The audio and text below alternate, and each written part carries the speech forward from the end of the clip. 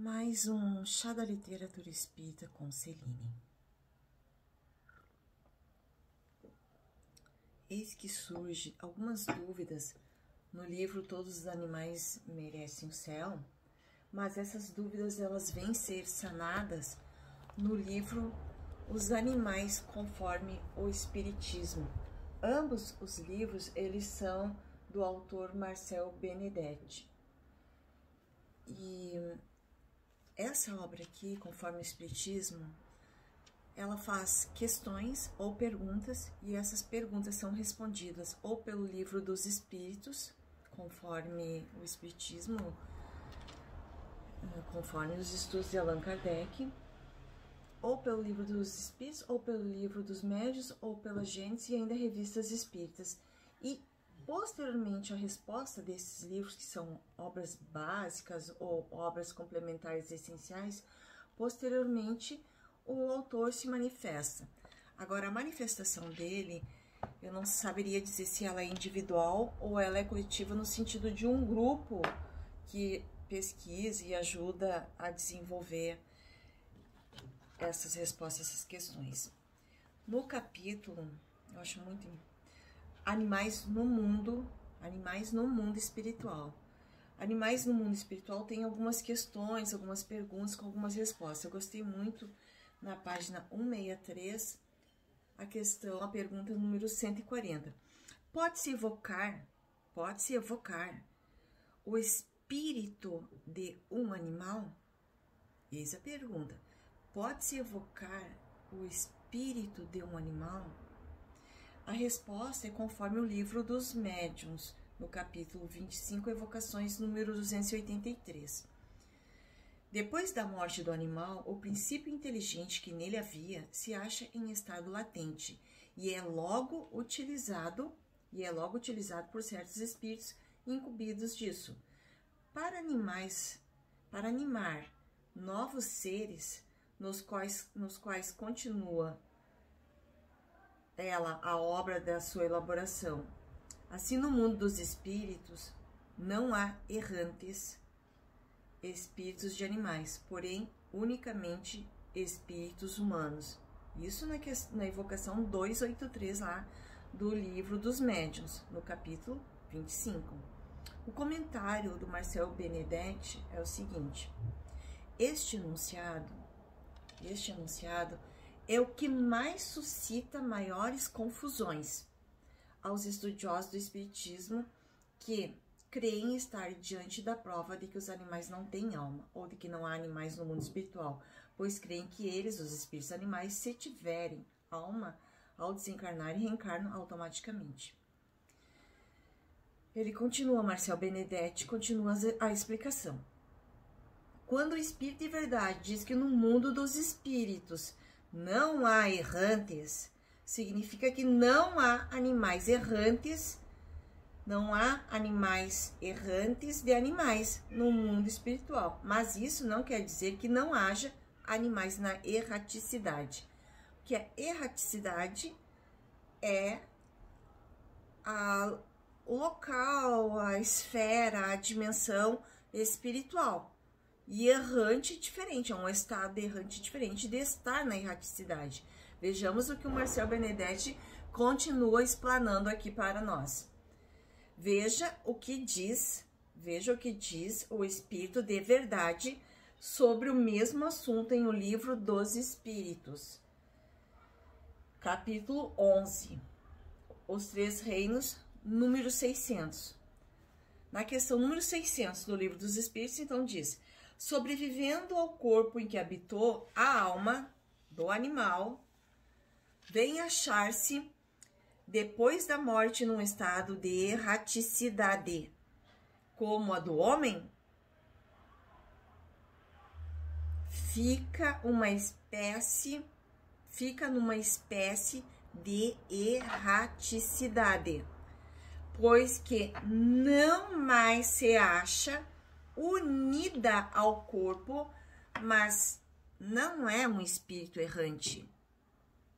A palavra errante significa que significa aquele que vagueia, que anda sem destino.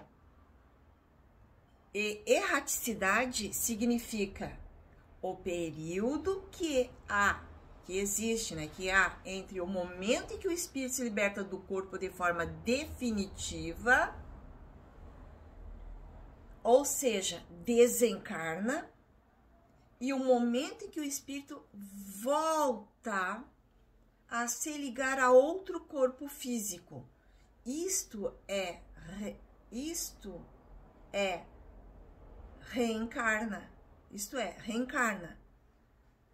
Portanto, a alma do animal, ao desencarnar, fica na erraticidade. Isto é, no mundo espiritual, à espera da reencarnação. Mas não é um espírito errante. Fica na erraticidade, mas não é um espírito errante. Fica lá na erraticidade esperando o momento de reencarnar. Mas não é um espírito errante. Isto é, não vagueia por aquela dimensão. Qual dimensão? Dimensão espiritual. Tanto é que nos 2 livros a gente vê que os animais acompanham, né, o desencarne dos animais, e eles são recolhidos na colônia espiritual de animais, que se chama Rancho Alegre.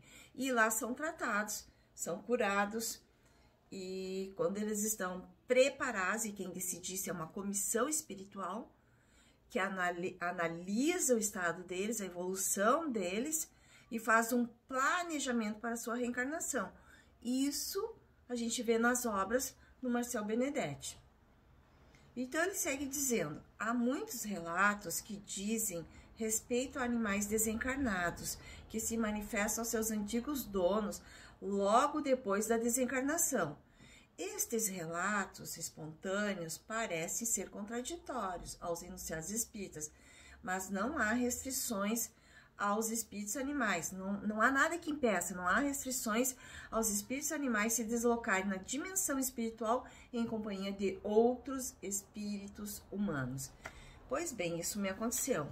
Meu gatinho, meu amigo, meu parceiro, o Sabá, quando ele desencarnou, logo em seguida, logo depois, eu tive um sonho.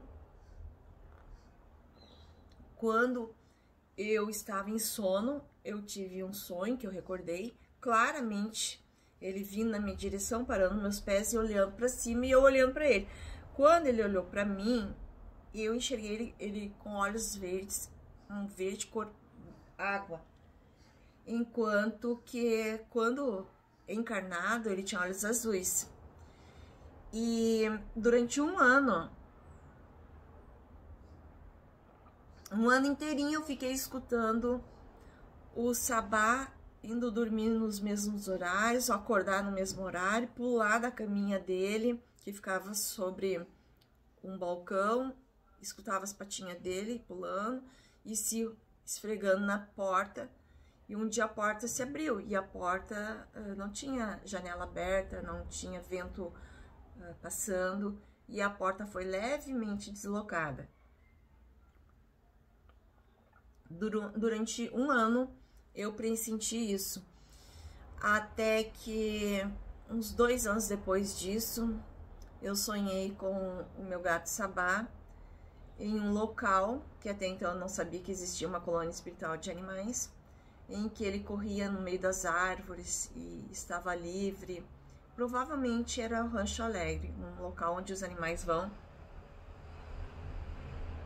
se recuperar do seu desencarne. E no caso do Sabá foi muito triste, porque envenenaram ele 2 vezes.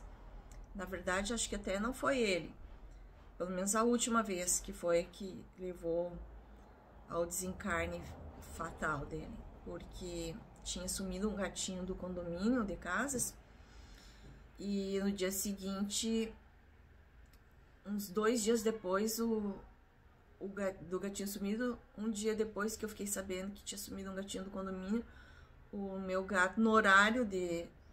Sempre eu recolhia ele entre 23 horas, 23h30, eu chamei ele, muitas vezes ele não veio, ele sempre vinha. Ele sempre me atendia, daí eu guardava ele, justamente para protegê-lo. Da meia-noite às 6 da manhã eu conseguia manter ele dentro de casa. E quando ele veio, ele já veio mal, muito mal, muito mal. E infelizmente ele desencarnou de uma forma muito sofrida. Infelizmente eu tenho até um vídeo desses momentos. Eu sofri muito e acho que o meu sofrimento, as minhas lembranças, porque foram 9 anos, um gatinho, o único manezinho que saiu da ilha de Florianópolis, foi para Chapecó e lá permaneceu até os seus últimos dias. Então eu tinha uma ligação muito forte. Quando eu voltava da faculdade à noite, ele estava na garagem me esperando. De longe eu via aquele corpinho branco me esperando. Essa saudade do meu bichano talvez tenha feito com que nós tivéssemos uma ligação mental muito forte. E isso tenha propiciado que eu pudesse escutá-lo ou senti-lo se deslocando. Às vezes os meus 2 gatos ficam olhando para um local na sala quando não tem ninguém, provavelmente seja ele. Então, só que a gente sabe que alguns animais, eles desencarnam e logo reencarnam, quase que imediatamente, mas outros não. Os como o Sabá, que tinha toda uma ligação com uma família, toda. Nossa, quantas vezes o Sabá pegou passarinho, levou vivo, e eu na minha escrivaninha estudando, nessa mesma aqui, ele chegava com o passarinho e me entregava o passarinho. E nós 2 juntos íamos até a parte comum do condomínio, onde tinha árvores e um gramado, e a gente colocava o passarinho de volta na árvore. Ele não fazia mal para ninguém, meu gatinho. E, sinceramente, se ele ainda está na colônia espiritual, que ele fique bem, que ele se recupere bem, e que eu tenha o privilégio de recebê-lo novamente para conviver comigo, para eu, não só eu ensinar a ele o que eu sei, mas para aprender com ele, aprender a amar os animais. Então fica aqui mais um vídeo do Chá da Literatura Espírita com Celine. Fiquem bem, fiquem em paz, fiquem com Deus. Até mais!